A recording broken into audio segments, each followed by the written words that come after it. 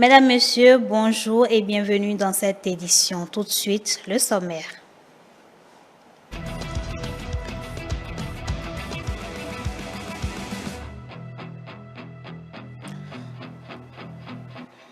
Tournée de la ministre des Affaires sociales et de la microfinance dans le Borgo les 3, 4, 5 février dernier. Véronique Toinfode-Mewanou est allée échanger avec les groupements de femmes leaders et élus locaux du Borgo sur l'utilité du microcrédit à l'AFIA.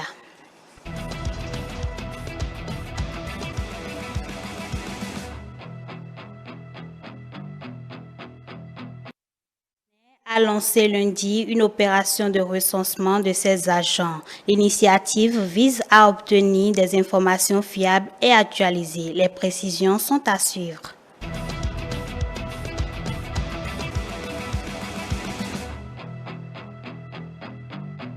Et puis en page magazine, nous vous emmenons à la découverte de la pêche à la traîne, une activité qui se pratique le long de la côte du littoral. Voilà pour le sommaire.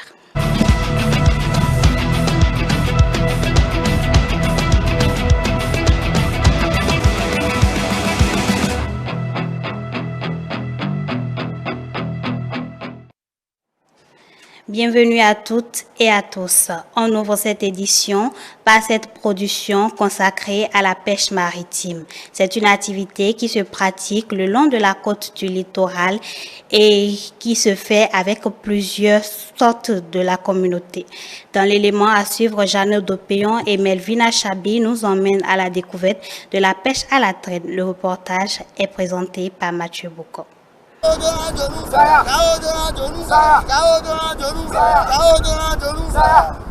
Cela peut sembler être un jeu de tir à la corde, mais celui-ci est bien particulier. Il s'agit de la pêche à la traîne.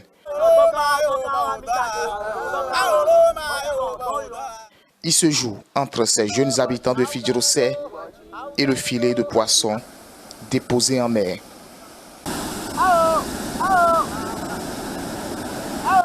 La pêche à la traîne est une activité de vigueur et d'énergie.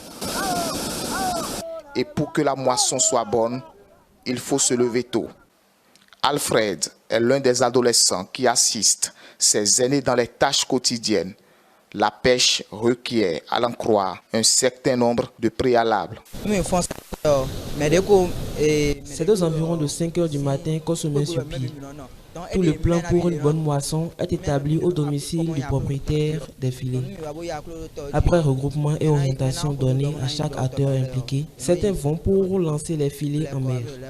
Ils reviennent avec 2 bouts de la corde, un pour les aînés et l'autre pour nous jeunes. C'est ainsi que chaque groupe tire le filet de son côté. Les jours de travail de ces pêcheurs sont variables. Il n'y a pas de calendrier fixe ni de jour de pêche dont ils peuvent s'en assurer à l'avance. Selon un des leaders de cette activité, le jour de pêche est une décision prise selon la tendresse de l'océan. La mer s'agite quelquefois et le risque est élevé lorsqu'on s'y rend. Pour déterminer si ce jour est favorable, il suffit pour eux d'observer l'agitation des vagues. La stratégie de ces pêcheurs pour capturer les poissons est celle du demi-cercle. Les poissons sont croisés dans le coin de la courbe et tirés sur la plage. À l'arrivée, tout de même, la satisfaction est commune. Les meilleurs nageurs vont dans l'océan pour orienter le croisement. À cette étape, il faut faire preuve de dynamisme dans l'eau comme sur la berge.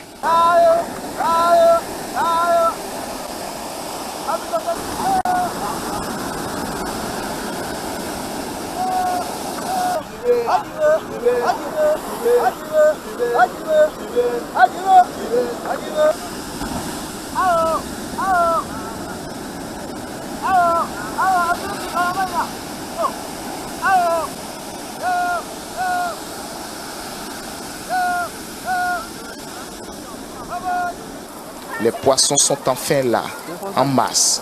Une moisson qui fait suite à plus de 10 heures d'efforts physiques. À l'arrivée, tout de même, la satisfaction est commune. Un pari à mi-parcours gagné pour ces pêcheurs. L'autre défi à relever est l'écoulement des produits. Mais comme à l'accoutumée, les poissons pêchés sont très vite cédés aux commerçants habitués des lieux.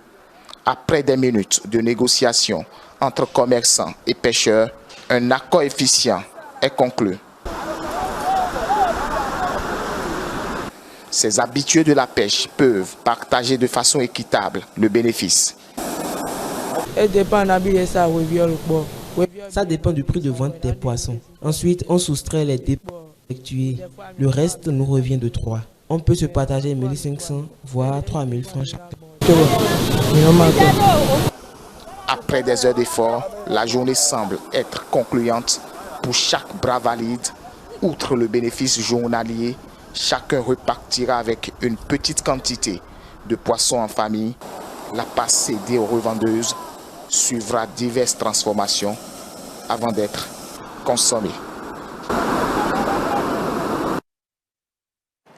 La ministre des Affaires sociales et de la microfinance était les 3, 4 et 5 février dernier dans le Septentrion. Véronique Toinfode-Mewanou est allée échanger avec les femmes leaders des groupements de femmes, des élus locaux et autres leaders d'opinion sur l'utilité du microcrédit à l'AFIA. L'objectif était également d'exhorter ces femmes à profiter du microcrédit. Suivons ensemble le point de sa tournée. En prélude au lancement de la phase 2 du microcrédit à l'AFIA, qui passera désormais à 100 000 francs CFA, la ministre des Affaires sociales et de la microfinance a effectué une tournée de sensibilisation dans le département du Borgo. Cette descente de Véronique Toinfode vise à expliquer aux femmes les nouvelles opportunités que leur offre le microcrédit à l'AFIA 2. C'est une solution que le gouvernement a apportée et en réduisant, en améliorant les conditions du microcrédit à l'AFIA pour qu'il y ait moins de déperdition. Puisque avant, quand on voulait prendre les microcrédits d'avant, il fallait payer 5 000 ici, payer les agents mobiles ici, etc. Et finalement, quand on finit l'activité, on se rend compte qu'on n'a même pas de bénéfice parce que tout ce qu'il faut rembourser, cela fait qu'on n'a pas d'intérêt. C'est maintenant à chacune de faire la démarche. Et c'est pour ça que nous sommes là aujourd'hui, parce que nous avons vu qu'il n'y a pas suffisamment de femmes qui sont allées pour prendre ça, alors qu'on veut augmenter les montants. Donc, il faut qu'on règle le problème. Je pense qu'avec ça, avec la volonté personnelle de chacune, ça va aller. On va prier Dieu pour que ça aille. En tout cas, le gouvernement pense à vous et fait tout pour trouver des solutions adaptées aux problèmes financiers, aux problèmes de chaque maman, parce que nous savons que ces problèmes existent. Les femmes leaders, les responsables de groupements féminins, les représentants des services financiers décentralisés, partenaires de Fonds national de la microfinance, par la voix de leur porte-parole, ont exposé leurs difficultés, notamment l'accès difficile à l'obtention de la carte d'identification personnelle CIP. Pour la microfinance, tout le monde veut faire, mais pas manque de choses de carte là, c'est ça. C'est ça qui a laissé les bonnes femmes ne pas faire. Il y a plusieurs encore qu'ils ont fait et jusqu'à présent, ce n'est pas arrivé. Donc maintenant, comment nous allons faire? Parce qu'ils ont dit que c'est la RAVIP qui va, la carte de RAVIP qui va travailler. Il n'y a plus l'EPI. À vous, la ministre, comment nous allons faire pour gagner? L'autorité ministérielle a apporté des réponses aux préoccupations de ces femmes, surtout celles qui ont porté sur l'obtention de la CIP. J'ai écouté chacune d'entre vous et tout se rejoint parce qu'il y a problème d'information. Beaucoup d'entre vous ne sont même pas informés de l'AFIA. Donc, pour ça, je voudrais vraiment sincèrement inviter Monsieur le maire et tout le conseil communal de nous aider. Donc, il ne faut pas que ce soit par manque d'information qu'on ne sache pas que le produit existe. C'est un projet social, c'est vrai, il n'a qu'un an, mais c'est déjà suffisant pour que beaucoup aient l'information et en fonction des besoins, qu'on puisse aller vers ça si on en a besoin. Le problème de CIP, c'est un problème qui nous a été beaucoup relevé.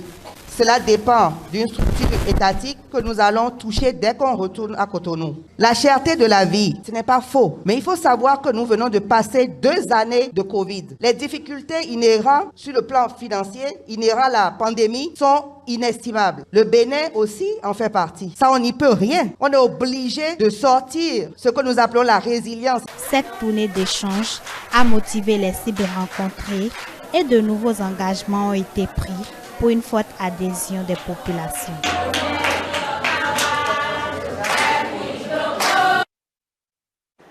Lancement ce lundi 7 février de l'opération de recensement des agents de la Poste du Bénin. L'initiative vise à obtenir des informations fiables et actualisées sur le nombre précis du personnel exerçant au sein de cette direction, suivant le compte rendu de Mathieu Boko et Melvina Chabi. Une vaste opération de recensement des agents de la Poste du Bénin, annoncée par la directrice générale. Selon Judith Glidia, le dénombrement de ces agents vise à obtenir des informations actualisées et fiables sur le nombre exact du personnel. Premièrement, vous savez que votre santé a une grande importance pour nous. Et donc, ceci va nous permettre de vous distribuer vos cartes assurance ainsi que les cartes de vos familles respectives.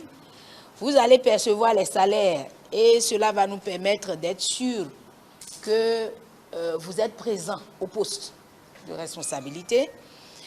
Ensuite, ceci va nous permettre de répondre à une préoccupation fondamentale.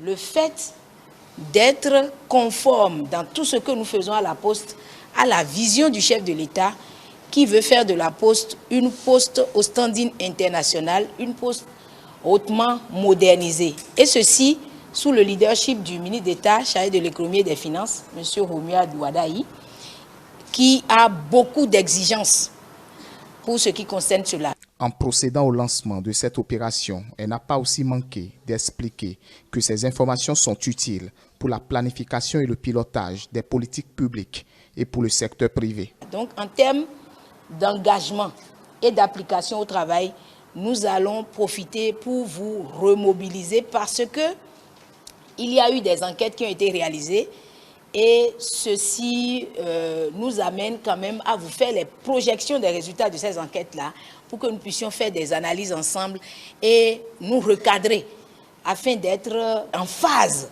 avec les défis à relever. Et surtout permettre à la DG de connaître l'effectivité, c'est-à-dire tous les emplois qui sont sous sa responsabilité. Parce que depuis qu'elle a pris service au regard de la pandémie de Covid, elle n'a pas eu le temps de faire tout le tour. Cette opération va lui permettre de mettre un visage sur chaque nom et pouvoir partager avec vous la nouvelle vision de la Poste du Bénin. La Poste du Bénin s'engage à disposer ainsi d'un registre biométrique. Les agents sont invités à massivement s'inscrire pour la réussite de cette opération. À la fin de l'opération de recensement, quelques agents concernés ont livré leurs impressions au micro de nos reporters. Vraiment, c'est une très bonne chose parce que depuis qu'on est à la Poste, effectivement, on n'a jamais fait de bonnes choses comme ça. Donc, c'est une bonne chose de nous connaître tous et de savoir qui est où et qui fait quoi. D'abord, c'est une bonne chose. Les avantages, c'est pour savoir effectivement si nous sommes de la Poste, si on est vraiment au service, en forme surtout, parce qu'il y a des postiers qui sont malades. Avec ce recensement par rapport à nos cartes qu'on a pris, c'est une très bonne chose. Ça va nous permettre surtout à nous, enfin à ceux-là qui sont malades, de pouvoir se soigner facilement dans des hôpitaux agréés surtout. Il faut que vraiment tous les autres sortent, qu'ils viennent se faire recenser. C'est une bonne cause, c'est pour nous d'abord les postiers. C'est à notre avantage. Si ça peut continuer, ça nous fera beaucoup plaisir. Oui, je voudrais demander à tous les postiers qui sont nos syndiqués ou pas, de bien vouloir se donner correctement à la tâche et d'accompagner la direction générale. Parce qu'en toute franchise, celle qui est là est vraiment disponible à bien travailler et le personnel aussi est tout à fait d'accord pour pouvoir l'accompagner, pour que la Poste puisse rayonner davantage. Passer toute une journée sans téléphone portable paraît parfois difficile dans le rang d'une frange de la population. À l'occasion de la commémoration de la Journée mondiale sans téléphone portable, une équipe de la rédaction s'est rapprochée de quelques citoyens, de même qu'un psychologue. Le téléphone, c'est mon second ami en fait. Et je ne peux pas me permettre de passer au moins 1 heure sans mon téléphone, c'est pas possible. Ça me débarrasse surtout de l'ennui. Génération tête baissée, c'est l'expression couramment utilisée pour désigner cet attachement, voire cette addiction que jeunes personnes âgées développent vis-à-vis des téléphones mobiles. Il est difficile, ou du moins impossible de s'en passer, ne serait-ce que pour 24 heures. Je me demande si on peut vivre sans téléphone. Moi particulièrement, je pense que c'est pas possible. Hier maintenant, j'ai déjà fait 30 minutes sur mon portable et ça m'ennuie déjà. Et franchement, ça m'énerve grave déjà.